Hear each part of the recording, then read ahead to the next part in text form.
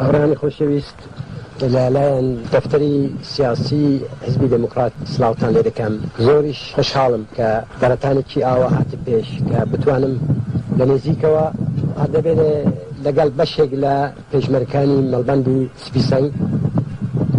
کۆبمەوە و چەند کەلیمەیەکیش قسەیان بۆ بکەم. ئێمە نێزیک لە واقعدا 9 ساڵە کە ناچار بووین چەک هەڵگرین و دژی ڕێژیمی خۆمینی خەبات بکەین کە بەڵام ناچار بووین. حزبی دموکرات حزبێکی شەرخواز نییە. حزبی دموکرات پێی خۆش بوو لە ڕێگای دموکراسیەوە لە ڕێگای ئاشتی خوازانەوە داخوازەکانی میلەتەکەمان کە دموکراسی و خودموختاریە جێبەجێ بێت. بەڵام ڕێژیمێکی زۆر دیکتاتۆر، ڕێژیمێکی زۆر پاشکەوتوو سەرەکانی ناوینجی هاتە سەرکار کە بە ناوی ئیسلام هەزاران جینایەتی کرد و هیچ ڕێگایەک بۆ ئێمە نەما بێجگەلەوە کە دەست بدەینە چەک و دیفاع لە شەرەف و ناموسی ئازادی میلەتەکەمان بکەین. دیارە لەو چەند ساڵەدا هەوراز و نەشیومان زۆر دیوە، خەرکەوتنمان هەبووە، پاشەکشەمان هەبووە، شەهیدمان زۆر داوە، زۆر هاوڕێی خۆشەویستمان لە چیس چوون، بەڵام خەباتەکەمان هەر بەردەوامە. من پێم وایە کە ئەوە گەورەترین شانازی حزبی دموکراتە کە لە سەرانسەری ئێراندا ئەوە کوردستانە کە دەنگی بەرزە، ئەوە کوردستانە کە بەرامبەر بە دوژمنی غەدار ئازایانە ڕاوەستا. دیارە ئەو شانازیەمان هەیە، بەڵام لایەنی خراپیشی هەیە. ئێمە بەتەنیای چەندین ساڵە بە تاقی تەنیا لەو کوردستانەدا لە باتی هەموو گەلانی ئێران دژی ڕێژیم شەڕ دەکەین. ئەوەی کە پێم خۆش بوو پێتان ڕابگەێنم، چونکو زۆربەی زۆری ئێوە جوانن و ڕەنگە لە سەرەتاوە لە بزوتنەوەدا بەشداریتان نەکردبێ، ئەوەیە کە ئێمە ڕێگای هەرە سەختمان بڕیوە، ڕێگای هەرە سەختمان لە پشتەوەی. ئەگەر وەکو شاخەکانی خۆمان تەماشا بکەم و وەک کوردێک سەبکەم دەبێ، بەڵام سەرکەوتوون لە هەورازەکە. ئێستا ئایدی ڕێگاکەمان زیاتر سەر بەرەو ژێرە،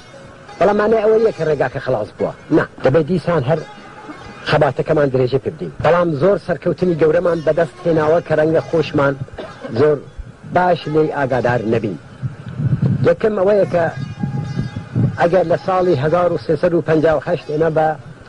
ناو بەدەیان 1000 پێشمەرگەمان هەبوو کە هەر کەس چەکی لە شان بوو پێیوا بوو پێشمەرگەیە، ئێستا ئەو کەسە پێشمەرگەیە کە بە بیر و باوەڕەوە هاتووە لە ڕیزی حزبی دموکراتدا خەبات دەکات. ئەو کەسە پێشمەرگەیە کە لە پێشدا دەچێتە فێرگەی سیاسی نظامی، بەرنامە و پەیڕەوی نێوخۆی حیزبەکەمان فێر دەبێت، لە پاشان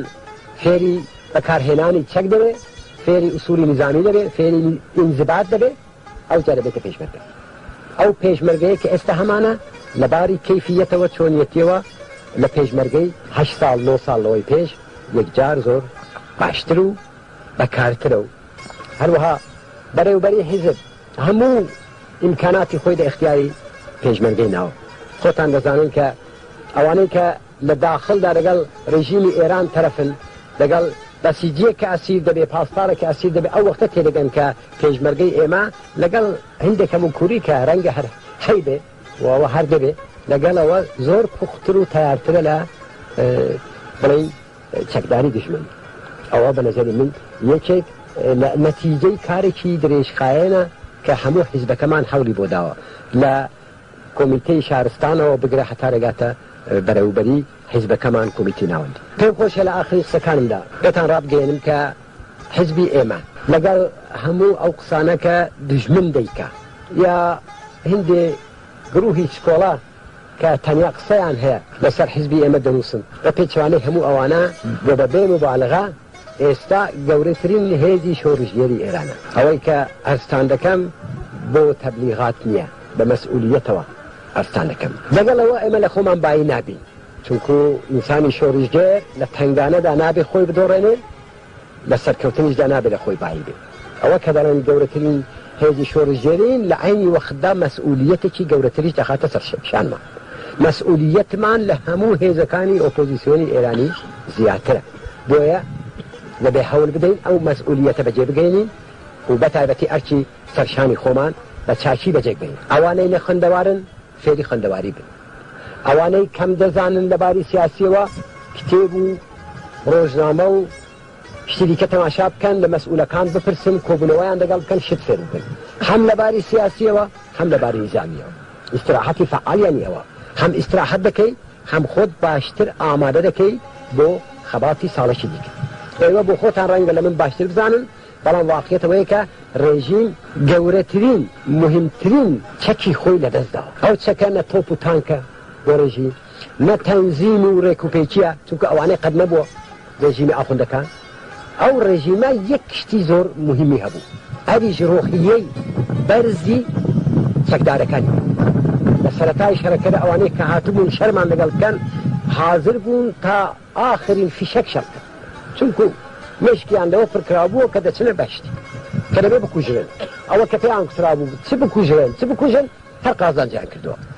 بەڵام ئێستا خۆتان لەم ڕەنگە زۆر باش بزانن کە ئەوان نەماون ئێستا زۆر زووتر لە جاران تەسلیم دەبن یا زۆر زووتر لە جاران مەیدانی شەڕ بەجێدێڵن کەوا بوو ڕێژیم ڕۆحیەی خۆی دەدەستاوە بۆیە ئێمە بۆ ساڵێکی دیکە مەسئولیەتی گەورەترمان لەسەرشانە دەبێ خۆمان باشتر ئامادە بکەین و ئەو فرسەتە کە بۆ ئێوە لێرە پێک هاتووە و هیوادارم هەموو بەرەوبەری حزب و بەتایبەتی مەسئولەکانی باستەوخۆی سپیسەنگ هەموو ئیمکاناتتان بۆ پێک بێنن کە ئیستراحەتی ئێوە ئیستراحەتێکی فعال بێ زۆر شت فێر بن خۆتان زۆر باشتر ئامادە بکەن زۆر پوخت و تیارتر لە جاران ساڵێکی دیکە بەرامبەر بە دژمن لە هەموو بارێکەوە چ لەباری سیاسیەوە چ لەبارەی نظامیەوە ڕابەستن و هیوامەوەیە کە ئەگەر ئەوەی بکەین و هەموو هێزەکانی ئێمە ئەوە بکەن سەرمایە گەورەکەشمان کە هەر لە جێگای خۆیەتی ئەویش پشتیوانی خەڵکە هیچ هێزێکی ئێرانی